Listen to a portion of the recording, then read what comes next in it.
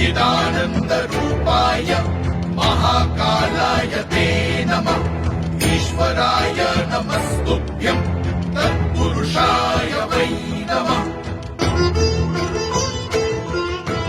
सद्योजात नमस्तुभ्यं शुक्लवर्ण नमो नमः।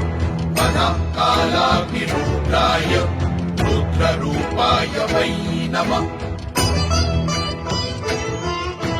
सिद्ध्युत्पत्तिलयानां च हेतुरूपाय वै नमः। परमेश्वररूपस्त्वं नील एवं नमोऽस्तु ते।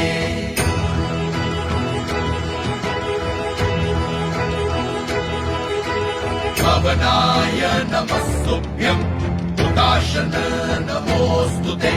सोमरूप नमस्तुभ्यं सूर्यरूप नमोऽस्तु ते।